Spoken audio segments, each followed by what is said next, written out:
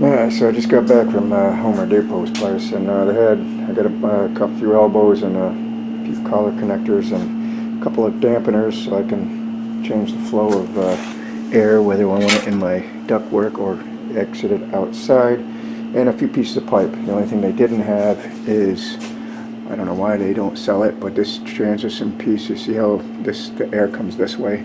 It's forced into this tube, right? I need that same device. I think it's called a takeoff.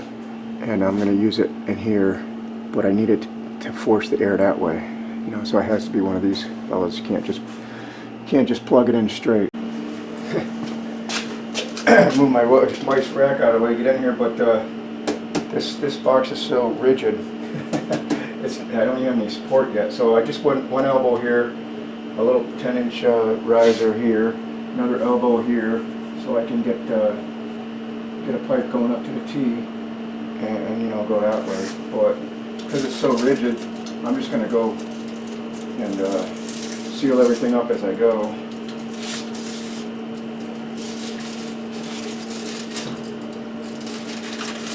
I'll have to do it later. Right? Yeah, before I forget, before I get too far here, I have to cut a hole in the house to get the 6-inch pipe out for the vent outside. So I just drilled some 3/4 inch hole. First I took a piece of pipe and just traced a 6-inch hole. The reason there's that black center there is a 4-inch pipe that used to go through there for the water heater when it was gas to exit the exhaust there. So I did like I said, a 6-inch pipe, drew the circle there, drilled just pilot holes, big ones, obviously 3/4 inch, so I can get my blade through there for the Sawzall. And I have to cut that out. I'll probably cut it out from the other side, outside. I'll show you what that looks like in a sec. So same thing out here. Just drew the 6-inch circle again, and I'll cut that out with the Sawzall. And the piece that I have coming is one of those deals over there. That's for a dryer vent. That's only 4 inches. I don't know if you can see that 4-inch deal with the louvers. And the one I got from Amazon only cost 20 bucks, but it's steel, and it's you know, flaps like the dryer one, but the steel had more weight to it. So when it's closed, the louvers, no air can get in that way.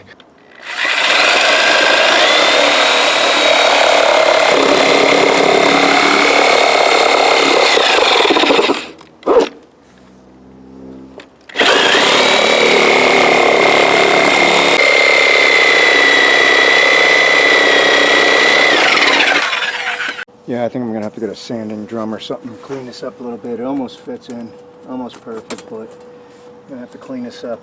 I got a little thing, a drum that goes on your drill. I'll just go around, take some of this off, smooth everything out, because I want the tightest fit possible. It's not perfect, but I mean, it's the closest I can get it for the tools I had. So when it comes time to plug in this 6-inch louver deal in and doing that whole transition, just throw some caulk around here, and I got to fix this crack, and that's that, right? Because it's cold air. It's not like it's hot air or gas, you know, pipe or anything that's going to be hot and heating things up. So it's basically a done deal, right? Tight fit too, a really tight fit, which I like. Alright, so I got the hole cut out, so now I can continue, right? So I've got this little deal here going up, and I'm probably going to pass a pipe through this way to figure out where the T needs to be plugged into, and you know, level all that out, make sure everything's good. Now, I'm not going to attach it, I'll just have the pipe extended out and not attach it, just because I want to finish this side, or at least get some props, or you know, secure this thing somehow. Alright, so as I'm going along here, going up, and I gotta make a T there, I've got some ideas on that, but so you know how the top of these have crimp deal, and the rest is just straight body.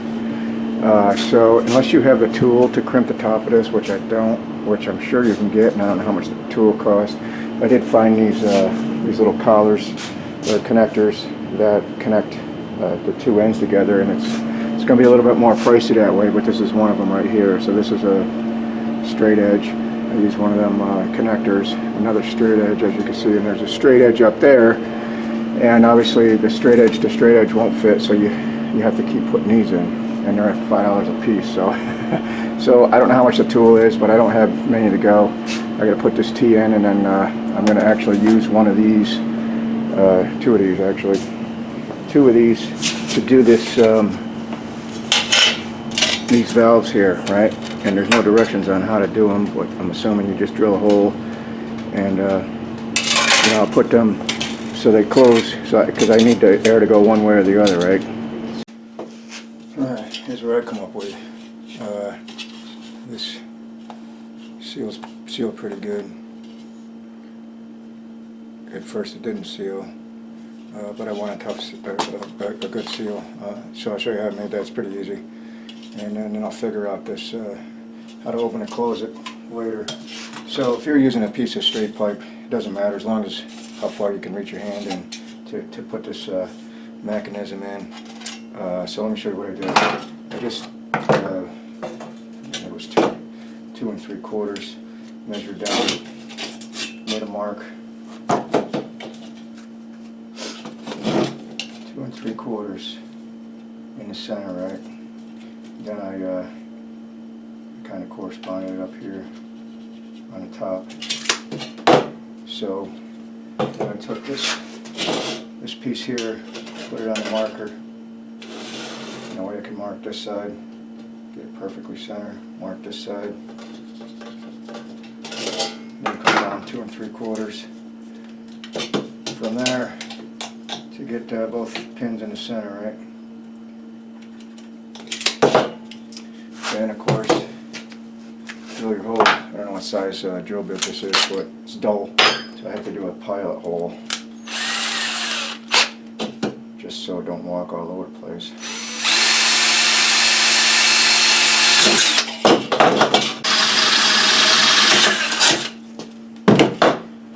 Then one of these is on a spring deal, and it's got a little bit of angle to it. I thought that was bent at first, but it's just so you can sneak it in when you're sneaking in, especially a longer pipe. So sneak it on the one side, and just use your little pogo stick to find the other hole. And that's that. But as you can see, I don't know if you can see or not, there's quite a bit of space in there, right? But it's more free flowing for sure. But the space is about, I don't know if you can see in there, it's quite a bit. Just cut off some pieces and basically went around the whole thing. You don't really have to get technical right here. I just left about a ½ inch or so.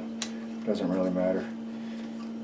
And I just went around the whole thing and then took a pair of scissors, and you can see the rim by eye, and I just kept it at about a 1/4 inch gap around the whole thing, and that created that. And you can see that the tape bends easy enough, so it creates a good seal. Now, this thing came like this, literally no directions, just this disc and these two things. So these are, I think they're 1/4 inch 20 bolts, so I had a few bolts, bolted it on, sucked it in a little bit. Gonna have to start doing some braces. This might be getting a little heavy. So I have to figure out that apparatus later. I just label it now, you know, open, close, that kind of thing. And I did find, what the hell is it, in one of the bags, this little key. So I'm probably going to have to just use that key for both. I suppose you could put the key under the nut, you know, if you had both of them, you could leave it on there, but for right now, I got them both open, but I just threw a brace in here to keep it the distance away from the wall so it's perpendicular, you know, and especially to my hole there. Gotta make sure things aren't getting misaligned. It's not exactly heavy, and this box is definitely handling it, but as I go now, I think I gotta put some wood braces under here because I need to come out here with a little bit of pipe and then come down with a 90 or 45, whatever I need to do to make it over here somewhere.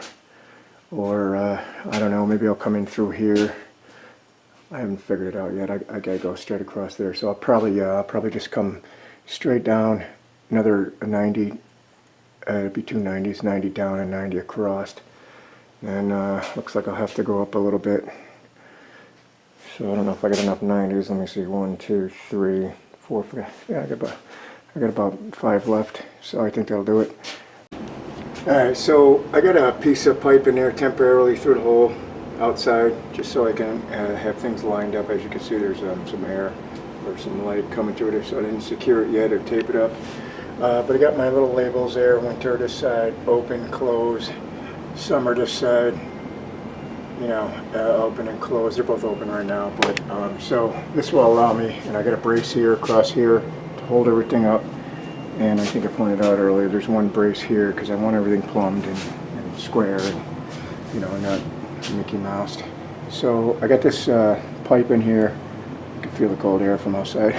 I got that. Actually, I could probably close that off. Well, anyways, so the 90 here, right? And then I'm going to come down a 90, and I think that'll clear under here, and I might have to scoot it up with another 90 to get it closer to the ceiling so where I can plug it in there.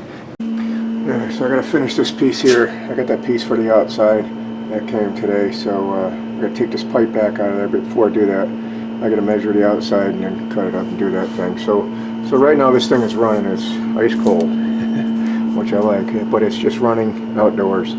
So going this way, you know, if we change the valve, you know, switch that one to close, this one to open, we're going to have to follow this down, and I'm not going to be able to finish it. There's nothing coming out of here. It's totally dry. Which that Gorilla Tape works great. There's like literally nothing here. So here's this piece. It's I think it's $20 or less. It's powder coated steel, so it's pretty stout. And the doors, they have little rubber mounts. A piece of stainless that operates. I think it's on the other side here. I just want to mark this right now. I kind of bought the wrong piece as far as just mark this pipe. As far as I thought it was just going to be slapping it on the siding. Now I got a little bit more work involved. Anyways, I'll mark this up and I'll figure out what we're going to do here.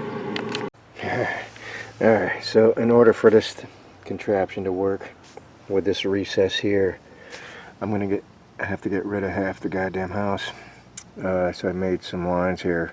I'll probably just take a circular saw, make some good clean cuts here, and then have to finish it off somehow, because I don't think the saw is going to reach this far in. Oh boy, I thought this was going to be easy. But anyways, I do want to use this piece.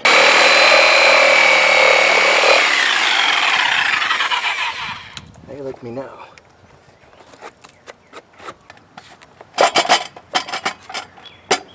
Oh yeah. Well, that'll work out good. That'll work out good. Alright. So I'm going to caulk and paint all this up anyway, so I'm just going to use like truss screws. They're just zinc, but if you're going to do something on the outside, probably stainless is a better way to go, but because I'm going to seal everything and caulk everything, and inside and outside, I don't mind using these, because otherwise they will rust if you're not, so let's see if this will push in. I did loosen them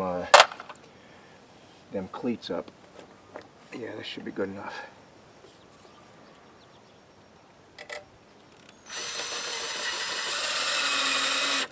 Let's hope that we don't split any wood. These are self-tapping. Alright, so I got that screwed in, taped up, got my cleats put back on. Everything's golden, and what you can see there for daylight, when I foam that, that'll all go away. Alright. Almost used the whole can. Filled that sucker right up with the foam, the great stuff, right? So no leaks there. Can't see anything. Alright, some kind of bird interrupting my flow here. Yeah, everything's good. Just blowing cold air outside. It's about 60 something degrees out. So we're gonna have to see if that works on the inside. Let's go switch the valves right quick. Alright, so the heat pump's running again, and I got this valve on. It's going outside. You saw the louvers open, so everything's exhausted. And if you go this way, we'll switch the valve in a second. I just put this piece of paper on here. Whoop. Little plumber. I just put this piece of paper on here, and it's not blowing anything. It's just gravity. So it's not blowing a thing. So adding that Gorilla Tape was the ticket, because I have a feeling as soon as I switch that valve, we're gonna get some air flowing in here. Oh, almost lost my key. I'm probably gonna make another one. So this one's open. It's going outside. So let's open this one. See, that's closed. No light up here. So let's clockwise open that. Oh yeah. And then close this. And we'll go clockwise. Close. Things like hell yeah. Oh yeah, nice cold ass air. Alright, so finally got this takeoff. So we're just gonna go like a little 90, and I think I'm gonna plug it in right here, just because then it'll shoot it right into that trunk that goes that way, that goes upstairs. So it was a little bent up when I got it, but it's here. Straighten it out a little bit. I don't know why it took so long to get here, but it's got dust on it. So so all I'm gonna do is measure this this square, transfer it to there, and then when you get your hole cut out, you kind of reach in here and then attach. So it's pretty simple stuff. Alright, so we just cut a hole 6x7. Last. We're gonna get AC upstairs. Free AC.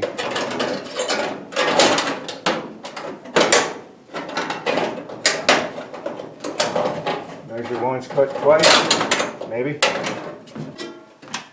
Get another angle here. Anyways, we're almost done. So I'll tape that up too, and then we'll position this to where it needs to be. Take a measurement or two, and finish that pipe to this pipe. Well, we got like one more elbow. Alright, so I got everything plugged in, everything taped up, and I also switched over from winter to summer. So closed the one going outside, opened this one for inside, and I went upstairs to the third level and I put a piece of tape and a little paper towel on there. And the water heater's not running, so I guess turn some hot water on. And the trick is to see if this makes the airflow, makes it all the way up, because it's going to flow in this trunk here, and then it's got to go up 3 stories. So I don't know if this is all for nothing. It's got to leak in there somehow, right? But we'll see if that paper towel blows. Let me go run some hot water, have this heat pump kick in, and because I already know the outside works, it opens the louvers. So let's do that. Well,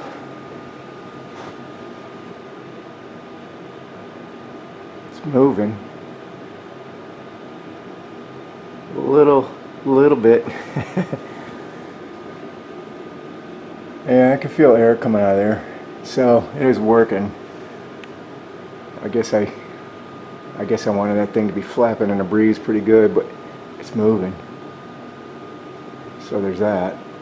So it's just free cold air coming out of there.